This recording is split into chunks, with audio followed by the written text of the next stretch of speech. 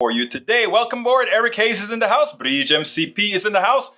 Yeah, you know, it's not technical difficulties, it's speed difficulties, trying to get everything calculated and running just fine. Anyhow, how is Alistair Waters doing? She's in the house. We also have Bridge MCP, or beautiful Bridge MCP. And E2247 is in the house, along with Michael Rudnan, the one and only AVQ. How are you guys doing today, my brothers and my sisters? How is everybody doing? All right, let's go ahead and get busy with the program. We got started with NBC News. Twitter users vote for Elon Musk to step down as CEO in poll he launched.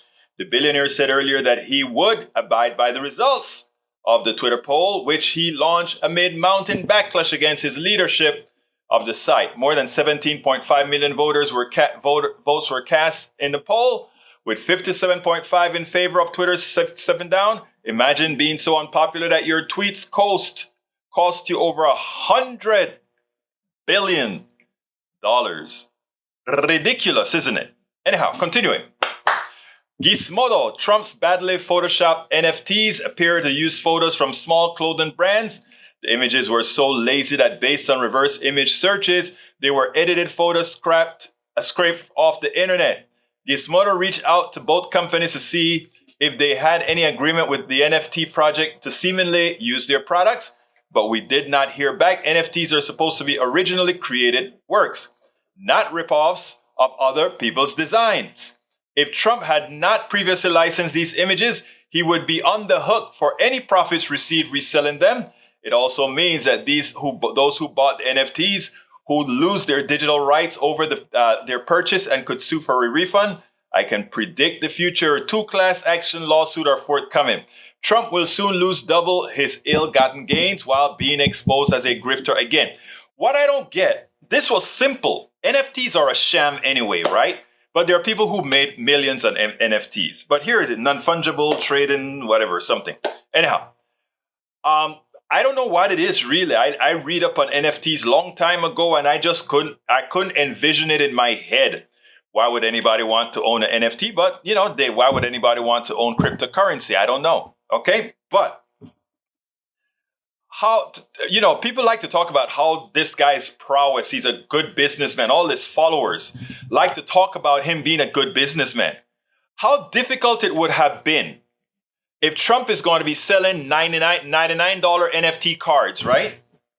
How difficult would it have been to simply purchase a photographer, $500 or so, have him come to Mar-a-Lago, take pictures, pay a couple $1,000s to a photo expert to create all the laser beam coming out of his eyes and all that kind of stuff, and have a total investment of probably $5,000. And then you go ahead and start selling your NFT cards. Nobody would be able to say, I can do a search on the internet. But he's such a lousy businessman that he doesn't know anything about online anything. And the people he commanded to do this are just as much of shysters as he is. And once again, they screwed up. So when he's selling these NFTs, they mean nothing. So he's going to fool a lot of people and sell NFTs. And you know what somebody's going to do? Somebody's going to buy the NFT just so that they can reverse engineer and find where it came from and then sue him. And they'll just be doing it for a profit center. I have never seen the degree of ineptitude that once was in charge of this country. Americans who voted for Trump not one time, but twice, should be utterly ashamed of themselves that somebody, not only a crook they put into office, but somebody who is so mentally incapacitated that even as a business person, well, we don't need to go any further. For anyone interested in seeing this themselves, Matthew Sheffield features a tweet storm showing the side-by-side comparison of Trump's stolen Photoshop images to the original source. What's interesting is the positions of the hands are identical, making obvious that the images were stolen. Probably my favorite one is a Trump tuxedo ripoff. Well, you know what? Since you went ahead and searched it, I'm going to give all our people the honor of seeing Trump as a ripoff. And here we go. Here we go. Check it out. There we go. And I'm scrolling through so that all the people who are watching us on video can see what was actually stolen by Trump for his NFTs. Anyhow, thank you for providing that, AVQ. That is appreciated. I think people love to see, that we don't let these folks get away with crap. Last one from Miguel Rodnin says, boing, boing. The New York Times cross puzzle looks like a swastika. Here's what it said the last time this happened. Nothing says Happy Chanukah like a puzzle in the shape of a swastika. Today's New York Times crossword puzzle layout sure looks like a swastika. The complaints about it led to a tweet from the New York Times Games account go viral, in which it swears it was not a swastika. Yes, it's not a swastika. Honest to God, no one sits down to make a crossword puzzle that says, hey, you know what would look cool? A close look at the tweet, though, shows it was posted in 2017. The last time this happened, it appears not to have yet commented on the latest puzzle.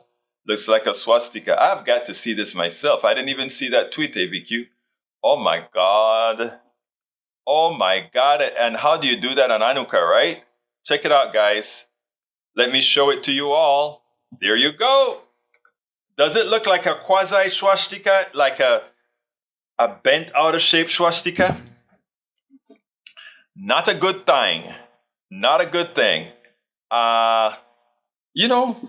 Don't they ever have reviewers to kind of look at these things and see what's going on? I don't know. But yeah, it sure does look like one. I'm sorry, it does. Looks like one. Anyway, into our show, we have read the summary of the January 6th committee. Thank you for providing us with the summary. Let's see if there's anything. Oh, it's you gave us the handout. Thank you so kindly, El Señor E2247, for providing that to us, just so that you guys can see that our people are always on the ball. This is what was provided by E2247, the summary at the Washington Post, and placed in PDF form. I'll probably download the PDF and post it on our site as well. Thank you for providing that link there, E2247. I can always count on our peeps to do what's right.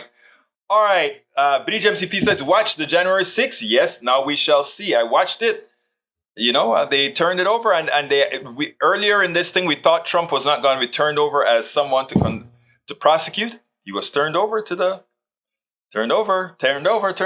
right, Eric Hayes says, the almighty EV in winter is a big suck. Loss of 15 to 30%. Oh, you know what?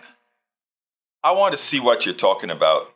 There's no doubt electric cars lose range in cold temperatures. According to Recurrent, some can lose as much as 35% of their estimated range in freezing weather. However, there are many factors involved, and every vehicle is different. No matter which AV you choose, it's going to have fewer miles of range in the winter than in the warmer seasons. If you live in an area that experiences cold weather often, you may want to choose your EV wisely. Not only, I imagine that you can put some stuff on your battery to warm it up or whatever. I don't see that as a big loss. I see that as a technological future that we have to, something that we have to handle in the future. Just like how, I don't know if you guys remember when Equal just came out, that sugar sweetener just came out. You put it in water that's too hot, and it lost its sweetness, or it changed into a chemical that wasn't very stable, not good for you. Again, engineering is not getting everything 100% immediately. Engineering is building towards the future. And in this build towards the future, we are reducing our dependence on oil, which is the ultimate goal. So when you get sarcastic, Brother Hayes, about the almighty EV, why are you so negative on the EV? The EV is something we want. We want vehicles that are not emitting anything. And the only way to do that is an electric vehicle or a hydrogen vehicle, right? Come on.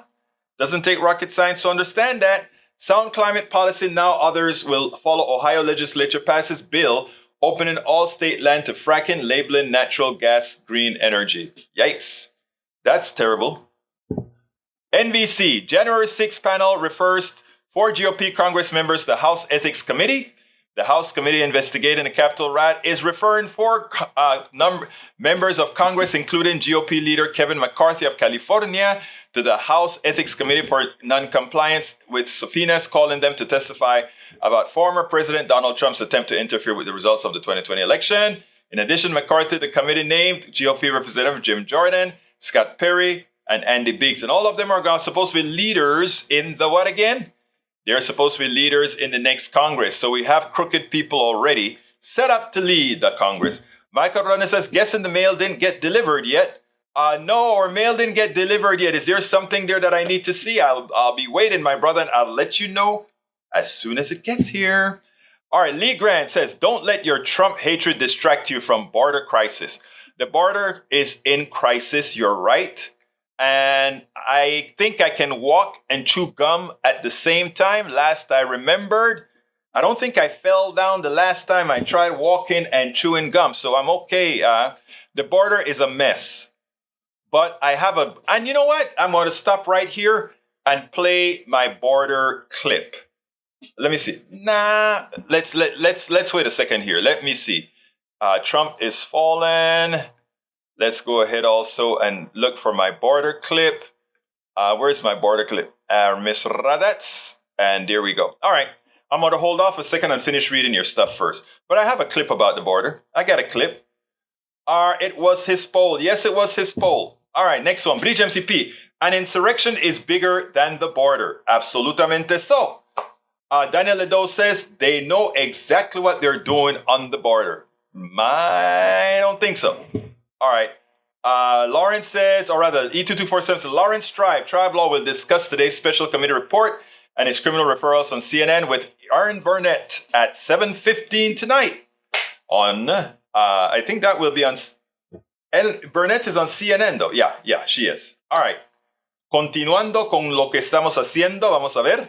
Michael Rudnan says, should have hired a few artists, sit down with them to do a few poses, and then make those for resale. It's unbelievable to steal artist work without permission. The guy is crazy. But when you're a shyster, that's what you do. All right. Bridge says, here we go. Hunter Hillary border bonds. Keywords. Got anything else? That's Eric Hayes for you. You know, he's stuck in the loop. Our brother is stuck in the loop, but we are going to eventually give him an off-ramp. All right, Bridge, be prepared. Be prepared to give brother Eric Hayes an off-ramp. He's our brother after all, and we love him. All right. Co-conspirators in efforts to overturn election identified in the January 6th Committee, Executive Committee. 1, Trump. 2, Meadows, Giuliani, Eastman, Clark, Chessy Bro. I was about to say cheeseburger. Ha! All right.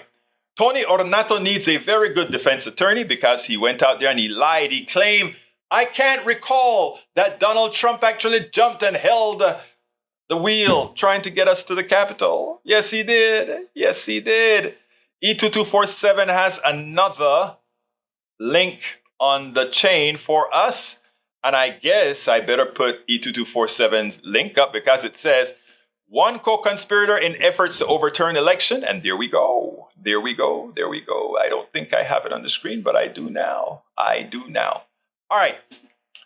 Continuing with what we're talking about. Let's see, we got Eric Hayes says, Bridge MCP still worried about bad orange men. Washington should take the plank out of their own past sides. I mean, if he's still running the Republican Party. All right. Michael Rodney says, hey, conservatives in the chat, are you going after Hillary and Hunter Biden? What crimes do you think they committed? When your political opposition allege crimes, they show evidence of a failed insurrection attempt and stolen government documents, sort the crimes committed, and only then point blame at those responsible. Rodney, I love the way you said that. All right, Tom C. says, Daniel Ledo, attempted insurrection. So attempted murder is not as bad as actual murder, but both crimes are serious felonies and should result in guilty verdict and prison sentence. Bridge MCP says, concerned as he still has a following, a cult, he needs to go down and he will. But you know, when he falls, he's going to fall hard. Eric Hayes says, gosh, we have energy crisis and inflation crisis and foreign policy crisis. We do not have an energy crisis. We have a dirty energy crisis that is creating the climate crisis. So we solve the dirty energy crisis. We start to mitigate the climate crisis. The inflation crisis was created by corporate greed and corporate ineptitude. Punto final. Foreign policy crisis? I don't think so. Our foreign policy is just fine. I don't know what you're talking about there. So no, we're not in crisis at all. I mean, the Republican Party would like to create false crises like they create false narratives on many other things. But that's not the case. Not worried, concerned, he gets punished. Eso es de la señora Bridge MCP. All right, continue. Eric K says, don't have the energy capacity or grid for EV, so have that in your unbearable thing. We actually do have it. And here's how it goes. Right now, power companies at night have a lot of excess power. They have to shut down generators or put things into the ground out, lose a lot of energy. All we have to do, something good. I'm going to be looking for that, Brother Rudnin. I'll be looking for that, Brother Rudnin. All right, check this out. We have a lot of energy capacity at night. If people are instructed or advised to charge all their stuff at night, the grid would be in full circulation all the time. We need a lot more grid power. Don't get me wrong. You're right about that.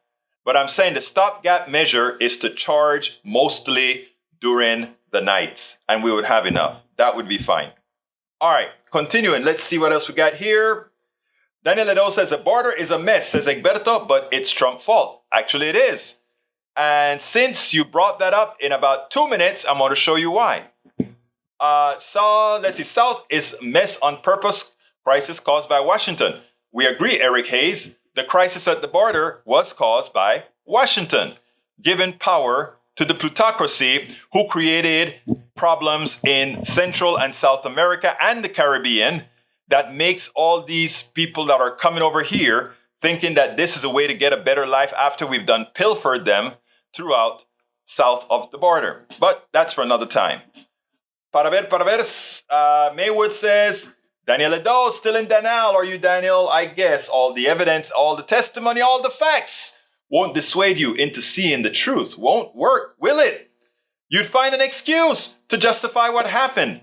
All the injuries, all the damage, even the convictions, you find an excuse for. That is what's known, Maywood, as willful ignorance. It's a mental problem. And by the way, it's not only conservatives that have it, progressives have it as well on certain issues. That's why we at Politics Done Right, we are progressives, but there are certain things that we have to be cognizant of and not let our progressiveness get in our eyes, just like conservatives have that issue as well. Okay, para ver qué vamos a hacer. Egberto, is your electric bill up? Yes. It is freaking crisis quick gaslight. My electric bill is not up because of an energy crisis. My electric bill is not up because of any of those issues. Our electric bills are up because the corporatocracy are thugs. And if you keep blaming anything other than the corporatocracy, that proves that you choose to be willfully ignorant, my brother. Please don't. All right, let's continue. Para ver. Eric Hayes says, bullcrap. People should not be limited via your power issues. Washington created everything. Yes, Washington created it, driven by a purchase set of politicians who make the rules. You're right. That's why we need progressives. Thank you for agreeing with me, Eric. Lee Grant says, regardless of your politics, in many parts of the U.S., we will soon be very happy to have fossil fuels to heat our posteriors through the Arctic blast. I would too. That's not the point. Egberto, the biggest problem with progressives and leftists is that we're too ready to attack each other rather than actual sources of our problems. One look on any left social media feed will prove such truth. Thank you, Rodnan, you're right. Let me give a good example. DFA just closed its doors. Democracy for America. I love that group. In fact, I've interviewed the president and CEO of that group, Yvette Simpson, several times. I interviewed her at Netroots, and I interviewed her here in our studio. But she resigned, and they're closing shop because they were $392 million short. And of course, instead of saying that we have a moderate wing of the Democratic Party that would like to see groups like Progressive Democrats, the Democratic DFA, Democrats for America, and all these other progressive groups, they would love to see these groups gone. In other words, it's not just right-wingers that want these groups gone. It's the neoliberals that want these groups gone, so they dried up their money. And the small dollar amounts just weren't coming in because, again, in these election times, anyway, I'm trying to arrange an interview with her to get her side of the story, but I pretty much know what her side of the story is going to be.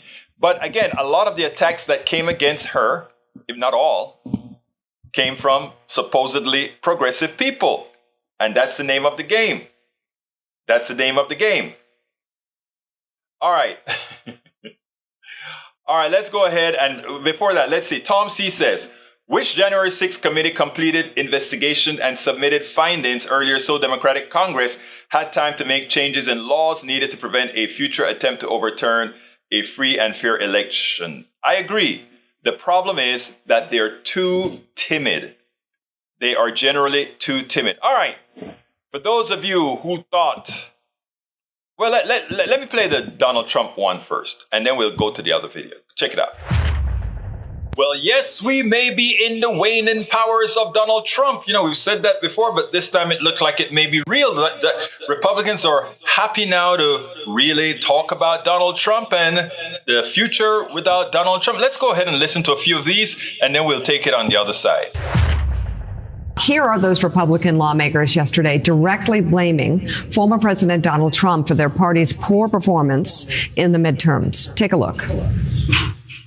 President Trump lost again, and I know a lot of people in our party love the president, former president, but he's, if you will, the kiss of death for somebody who wants to win a general election. I think his obsession with the 2020 election became an albatross and a real liability for people who are running, especially in swing states. I think he's less relevant all the time.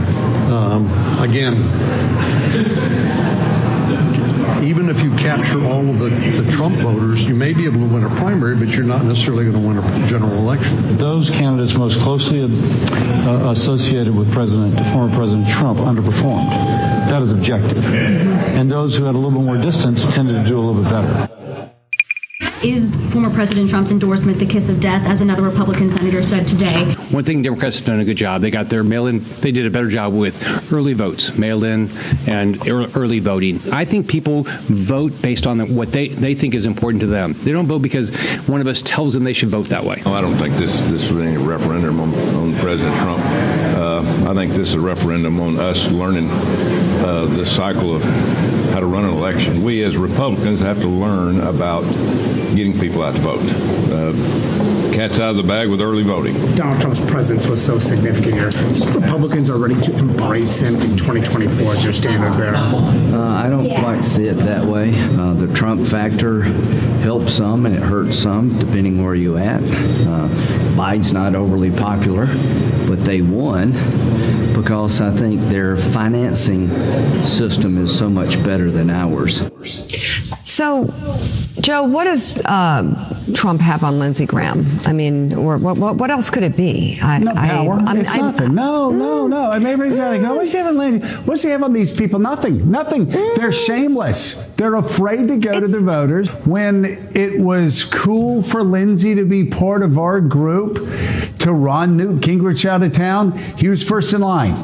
He was He was the revolutionary's revolutionary. And then when suddenly that was not invoked, suddenly he became John McCain's son.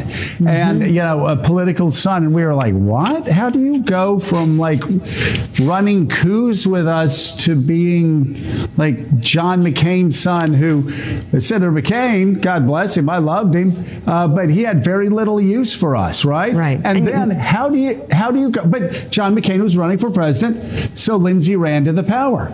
And then when Donald Trump ran for president, Lindsey ran to the power. Donald Trump is not having the best time of his life. First, his tax reports had to be turned over. Then there's a referral now to the Justice Department from the January 6th committee. Now Republicans are turning against him in droves. They're starting to turn against him. His poll numbers are falling.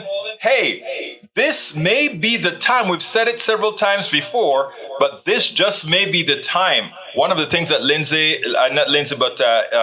Liz had to say in the meeting, Liz Cheney, was that she wants to make sure, and all of us should want to make sure, that never again does this guy, we don't even have to take him to have folks try to elect him. We should make sure that constitutionally he does not have the right to run in an election any longer. I mean, it may be happening.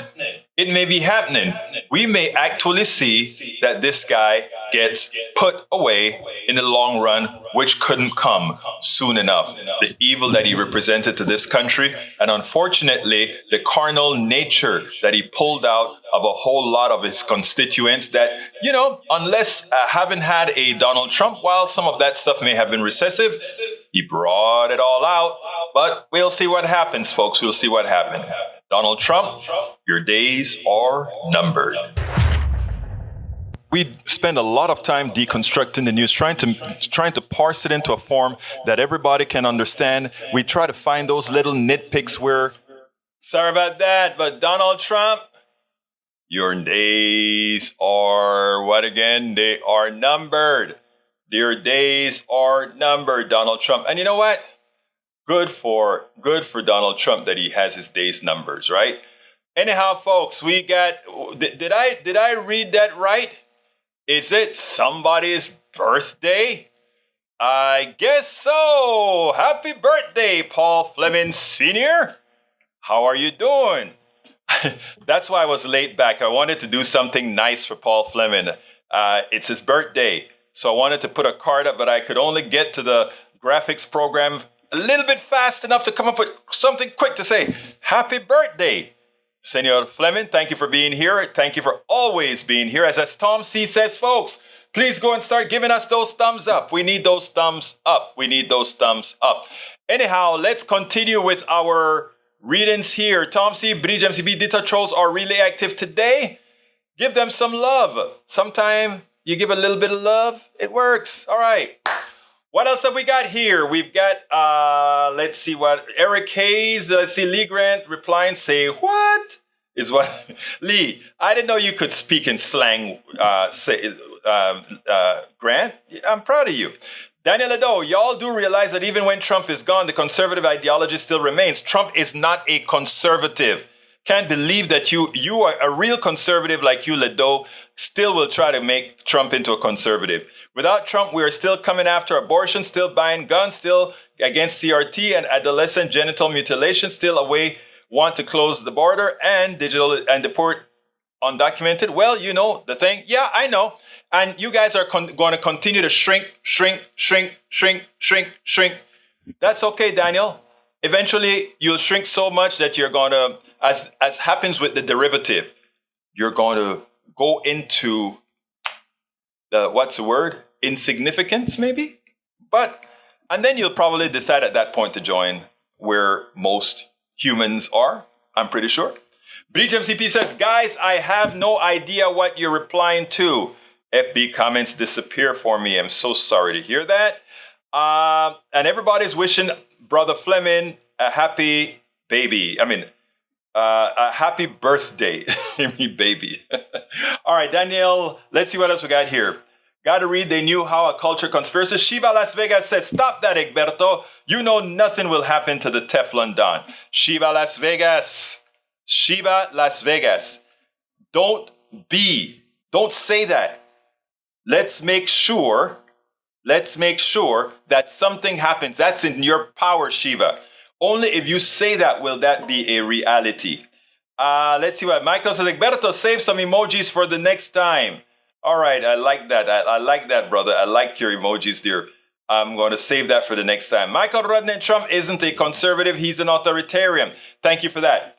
All right, let's go ahead and play the video. We are talking about the border.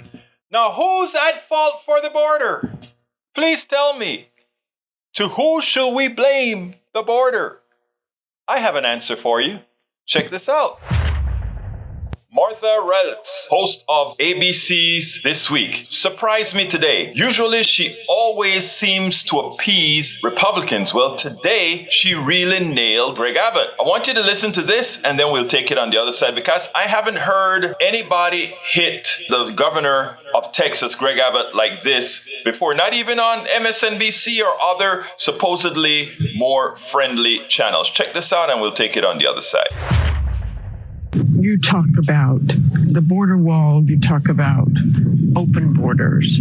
I don't think I've ever heard President Biden say, we have an open border, come on over. But people I have heard say it are you, are former President Trump, or Ron DeSantis. That message reverberates in Mexico and beyond. I don't think I've ever heard President Biden say, we have an open border, come on over. But people I have heard say it are you, are former President Trump, or Ron DeSantis. That message reverberates in Mexico and beyond. So they do get the message that it is an open border, and smugglers use all those kinds of statements. It was known from the time that Joe Biden got elected that Joe Biden supported open borders. It is known by the cartels who have sophisticated information whether or not the Biden administration is going to enforce the immigration laws or not. It's known across the world, but most importantly, known among the cartels. And how do you play into that? What can you do better? So we have every level of government doing everything we can to prevent people from coming into the country illegally, or repelling them, or arresting them and putting them behind bars. Again, Martha Raddatz, she didn't really, at least from the clip that she played, she didn't push back on what Governor Abbott had to say. But suffice it to say, Governor Abbott doesn't have much to do with enforcing immigration. That is a federal job. So when he says we're going to lock them up and all that kind of stuff, what he means is if he catches somebody, he throws them in jail and then pass them on to ICE or something like that. But that is common procedure anyway in most of these red states anyhow. Of course, they're not going to do that close to poultry plants and all this kind of stuff, because they want to make you believe that they don't want immigration, but their wealthy benefactors, the corporatocracy, they do want these folks to come out there and work for them. So don't buy the Kool-Aid that somehow these guys are not out there trying to play both sides of the aisle. Make sure we have enough of these undocumented workers to work in these factories for cheap. But at the same time, our outward faces, we hate immigration. These guys are coming over to take over our country.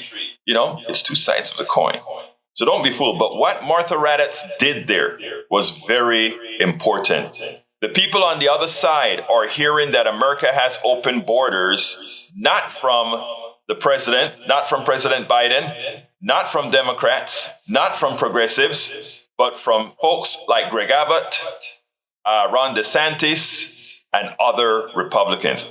They are the ones who now, Martha Raddatz said, let's go ahead and pin on you guys that you are telling folks overseas, come on to the United States. There are, in fact, open borders. But in closing, people don't put themselves at risk unless they are in dire straits. And United States policy throughout this world, and specifically throughout Latin America, lends itself to what's occurring right now. And that is something we should understand. A lot of our policies, whether it's become supporting the wrong, supporting dictatorships, supporting folks who renege on land rights, who renege on land distribution, etc., it creates poverty. Even some of our treaties that we've signed create problems. So many of the reasons these people are coming to America were problems that were pretty much instigated by us. We spend a lot of time deconstructing the news, trying to parse it into a form. Hey, Daniel, are you saying that Dan Patrick is going to be here in Kingwood at the Los Cucos right here on 59 in Kingwood? Is it an open Tea Party meeting? Because I may go ahead, I may attend.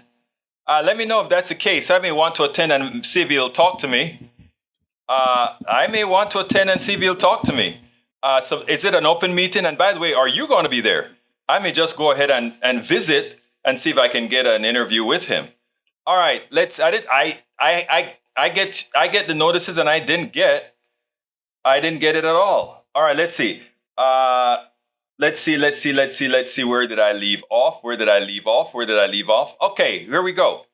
Michael Rudnin replying, Teflon Don has avoided prosecution for so many crimes, whether financial crimes for his businesses, financial crimes from office. There's two kinds of law systems in this country. One for people who are privileged and one for those who are not.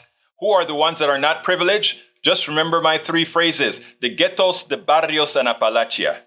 And that gives you the answer. All right. Melanie Keelan, I didn't see you in the house before. Welcome aboard, Melanie. Great to see you here. Representing Barcelona, Spain. We also have in the house, I think Lee Grant says, I've heard on PDR that the border under Biden is now humane. I wonder if this compels some illegals to come. First of all, they're not illegals. They're human beings. And, I guess those people on the Mayflower kind of had a feeling that America may have been the land of milk and honey. They got here. They could barely survive. The people who were originally here helped them to survive. And then they effected genocide on the people who helped them. Now, the people that are coming in south of the border, they're coming in here because the people who had effected genocide on the original natives of North America decided to effect the fleecing of natural resources and other items in the countries south of the border, creating the types of economic systems that create poverty, that lends the strongest of those people south of the border to come to the United States. They're not coming to effect genocide on the people who effected genocide on the natives. They're coming just to get a job, make some money, to either stay here or send some back home and make this a better place. And for that, we give them hell. I wonder what would Jesus say? I wonder what would Jesus say? All right, let's see. Daniel Edo says yes. Does that mean yes, it's open? And yes, it's tonight. Open meeting, yeah. I'll be there to yell at him for not closing the Texas border, telling the feds to F off and start shipping out. Oh, Daniel, I love you, brother. All right. Okay, let's see. Eric A says, Maywood, bad government policy. Anyway, I got a new subject to cover, and this is a nice subject. This plays into everything that I believe in, everything that I preach. I watched this on CBS last night, and when I tell you, I gotta clean that up. Anyway, it really kind of brought me to tears, but it proves all the things that I always say that many of you yourself say, okay? And it goes like this. Let me put it on the screen first of all. New Jersey man receives kidney donation from Texas stranger. It was reported out at CBS Philadelphia. And I wrote, this story is a real, well, let me read what the story is about. Philadelphia CBS, the life of a New Jersey man has been changed forever. It's all thanks to a donation from a complete stranger. Roy McIntosh was in need of a kidney. When his wife, Tashira, turned to social media to support, she found something better, a solution. Heather Schaefer, an Army wife from Texas, offered to give McIntosh one of her kidneys. After months of tests, she was given the green light to become his donor. I'm just amazed. I'm going to give you another hug. I can't believe it was her, but I do believe it. She's real, McIntosh said. Now, the reason I talk about this brought me to tears. I just kind of copied that and blogged it yesterday. And I put in the story, this story is a real human story. One could take so many angles with the kidney donation transplant, especially in these polarized times, right? I mean, we are meant to believe that we are so different in the way we think, in the things that we believe in. I mean, and what I always point out is if I sit down with every single person in this room right now and ask them what they want for their families, etc., it's generally the same thing. And in this case, this guy needed a kidney. But when we talk about how common we are in the things in need, what we are, who we are, both biologically and otherwise, this story is great because it's exactly what I talk about all the time, specifically the following. And it goes like this. This black man, his wife couldn't give him a kidney. His brother couldn't give him a kidney. His relatives couldn't give him a kidney because they didn't have a match. Here is this white woman, far-fetched in Texas, who said, let me see if I have the right markers in my genetics, that it will be symbiotically related to this brother in New Jersey. And while his own relatives couldn't give him a kidney because they weren't matches, this woman from afar, supposedly from a different race, I'm glad that Bree says we are all one human race. Out of the benevolence of her heart, she says, I have 2 functioning kidneys. I am very healthy. I am going to do the right thing. I don't even want to call it the right thing because the right thing isn't not given or given. The right thing was having compassion. And she gave the kidney, right? And, you know, when I see this, what comes to mind is, why do we continue to allow politicians, a plutocracy, and all these guys to make us seem like there are real differences among us? We allow them to create those separations. Why do we allow that? And I would hope that all these news networks start showing stories like this, instead of just stories about humans after humans and CRT and all of it. We need to learn history. We need to learn about the genocide we've committed. We need to learn about the good things we've done. We need to learn about all these things. It simply makes us the flawed humans that we are. That's all. Nothing more, nothing less. Nothing more, nothing less.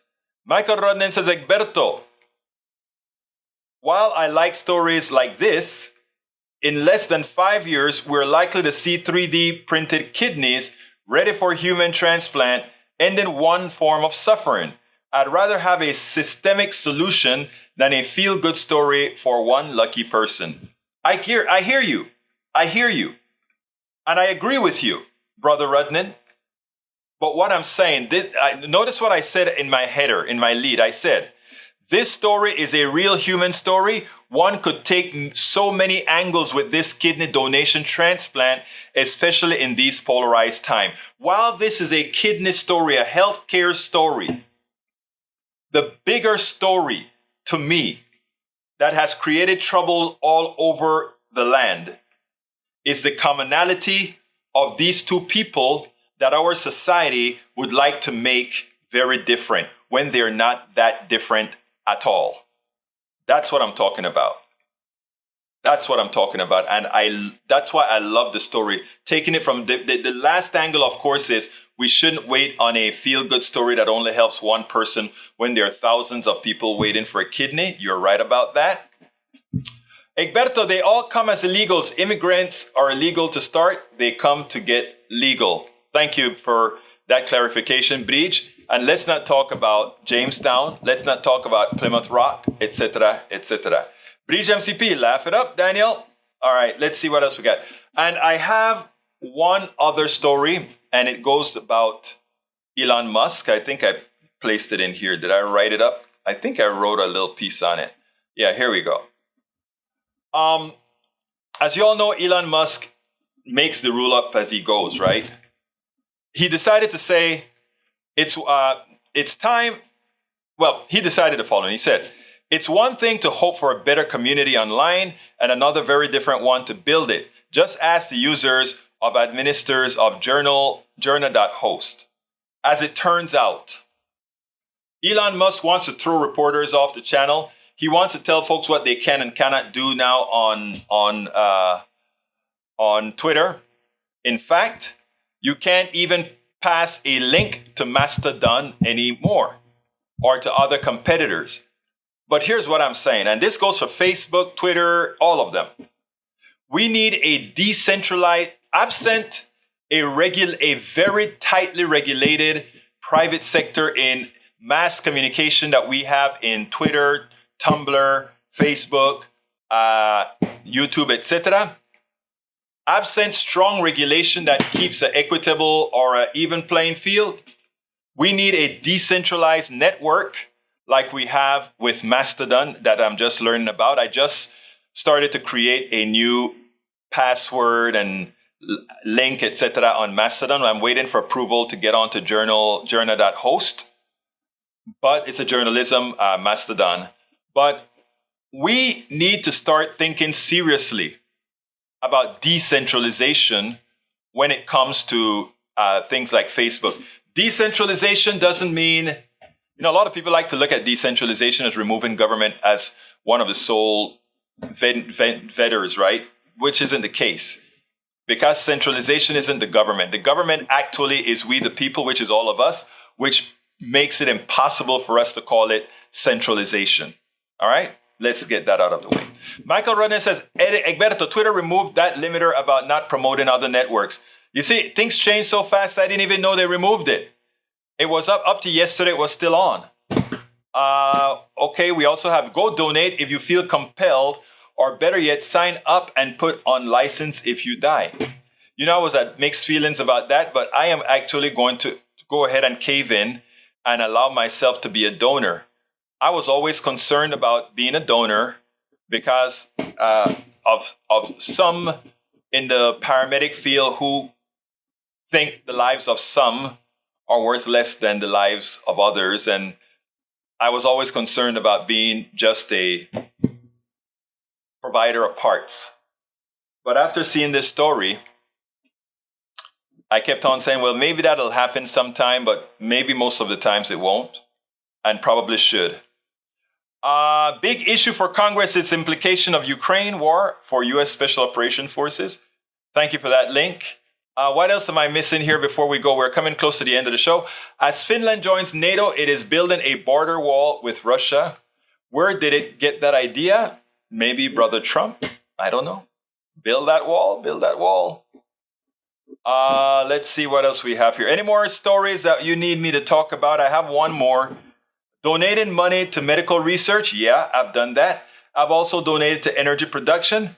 It wasn't much, but still, it's about doing it. I stand against organ harvesting too. I know you do, Lee. Of course you do. I think everybody should, But that was just I don't know if it's a valid fear or not. It was a fear, however. All right, the last story that I really want to talk about is Uncommon Dreams, right? And I forgot what I want to go to the link. Where was it? Bear with me there it goes. Debate, and it's the story written by Robert Wright. And it's, where is the debate over this bloated, immoral Pentagon budget? Why we're not even debating the largest defense budget in history. This budget is bigger than the budget of Russia and the next 7 countries combined. Why do we need that? Bree says, I need to meet Daniel. Start a GoFundMe so I can pay him a visit. Tequila on me. Okay, we're going to have to do that, Breege. It's going to be called the Breege MCP Daniel Ledo Reunion. All right. Congress is on track in the coming weeks to give final approval to the national military budget for the fiscal year that is expected to reach about $858 billion, or $45 billion more than the president requested. All told, more than half of this giant spending budget is going to for-profit companies such as Lockheed, Raytheon, Boeing, General Dynamics, BAE, and Northrop Grumman, whose stock prices are surging. Yep. All you have to put is military in the name and you get all the money you want. I wanted us to call aid to families the Military Salvation Act. Because if you can't get families, you can't get soldiers. If you can't get soldiers, you don't have an army. So let's call aid for families the Military Salvation Act.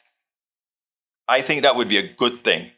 And once you put military in the name, you have no problems getting it funded. Please read the article. I don't have the time to go through it at all today. So please go ahead and read it. It's an important article. Robert Reich, I've interviewed him a couple of times. In fact, this weekend I found a couple of interviews that I did with Robert Reich, and I'm preparing it for a couple of days that I'm not going to be doing the show live, so that you guys can see how much have not changed. Is it how much has not changed or how much have not changed? I think it's how much has not changed. Let's see. So Paul Fleming says, anger is always placed at the feet of the weak. If the government followed the law, they would find and arrest the people, corporations hiring illegals, thus having no place to come for work. But the government knows that the types of jobs we have, most Americans will not do. Republicans are hypocrites, Republican politicians, because they fool your people. You're actually right. All right, folks, please remember to support our program. It's very easy to support us. Please go to politicsdoneright.com/support. Politicsdoneright.com/support is our all-encompassing way to find out the best ways to support the show. I'll do it one more time, politicsdoneright.com/support. Alternatively, please shop at our store. You can go ahead and get your New Year's gift for your friends by shopping at our store. Get a hat, help us promote the show as well. And don't forget, you can become a YouTube subscriber. Just click join on YouTube. And PayPal, you can support us on PayPal by going to politicsdoneright.com/PayPal.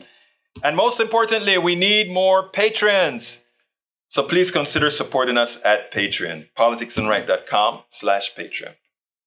We need to get out of here. My name is Egberto Willies. This is Politics Done Right. And you guys know how I end this baby. I am what? We spend a lot of time deconstructing the news, trying to parse it into a form that everybody can understand. We try to find those little nitpicks where it flies above the fray, etc. If you really like these videos that we do, I want to ask a big favor. Please go ahead. Number 1, subscribe to our channel. And number 2, please join if you can. Thank you so kindly for watching. Keep watching. Please remember to share. We must populate the entire internet with our progressive message, a message that we know is what most Americans say that they want. So help us, please.